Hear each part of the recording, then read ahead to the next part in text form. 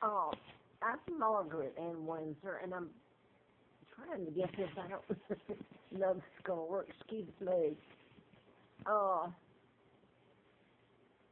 I wanted to get on here that, again, I wrote a book, 1975 to April Fool Day of 80. It was about mind control being used, and it was a medical malpractice book, and it was about one of the people in it cases was U.S. Congressman Larry McDonald, and Warren and Rosina Matthews, who were pathologists at the hospital where he worked, Piedmont Hospital in Atlanta, and their deaths and murders, and the murder of Jean Srokerman in Piedmont Hospital. She worked for Dr. Hardiman, and therein it's a whole mess that connects. What I wanted to tell, though, was the mind control that I wrote about was done in patterns. And later, while I was doing the book, Larry Flint was shot, and I'm just going to show this. He did an endorsement, April of '84 Hustler magazine, and said I knew who was responsible for his shooting. Of course, the man was programmed to shoot him and kill his attorney. Now, this is one of them that they kept doing them in patterns because, like I say, mind control is invisible unless it's done in patterns and murders. And the weapon itself is limitless. You can do anything with it. You can create an illness or cure it, cancer or cure it. You can make someone commit suicide and make it appear as suicide when it's really murder by mind control. I'm going to show this implantable biochips, and this has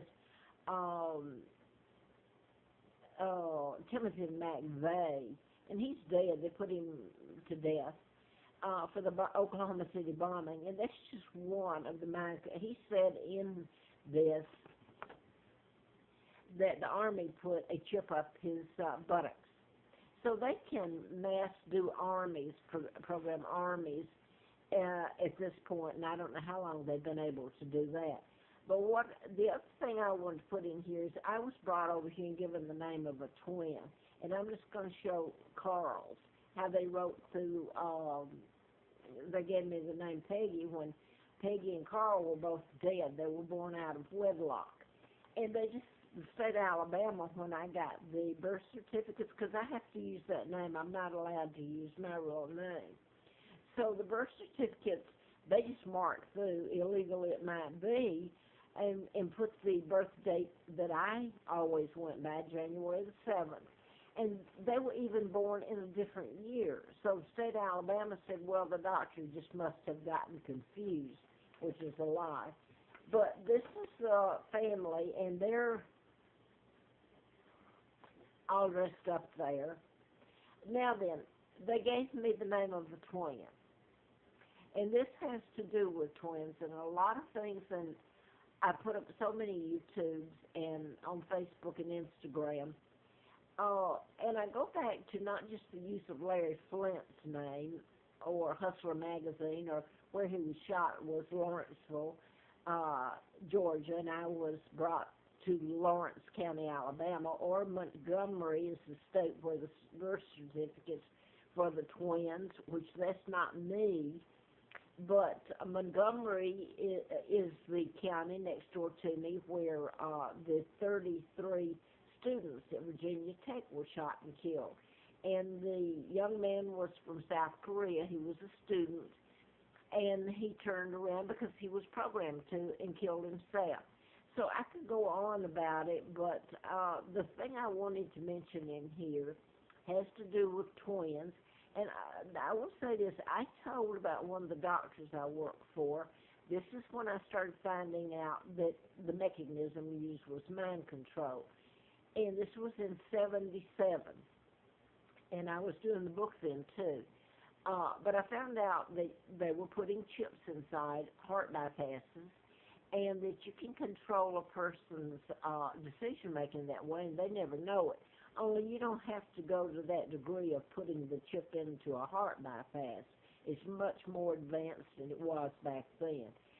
But the Flint, Michigan, and I know someone's going to tune me out.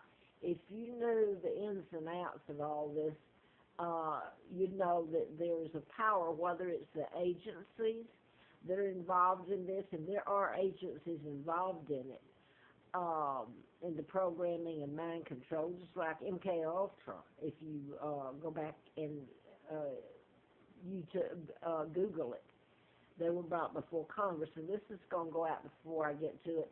The Flint, Michigan, I didn't think about that until now because of the timing and synchronicity. But the has to do with the water being polluted and bad and the mishandling of it. So I know that you're going to tune out, so go right ahead, but it's true. Now then, I wanted to put this on here. My father's Edward VIII, and a double married Wallace Simpson.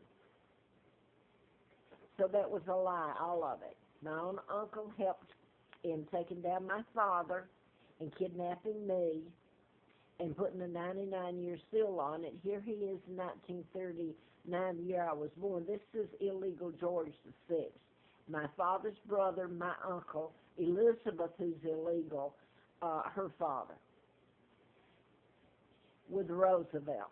So I'm not going to go back into all that. The Illuminati, the Freemasons, the global government that's in power now are the ones that kidnapped me. Roosevelt appointed Joe Kennedy ambassador to England, and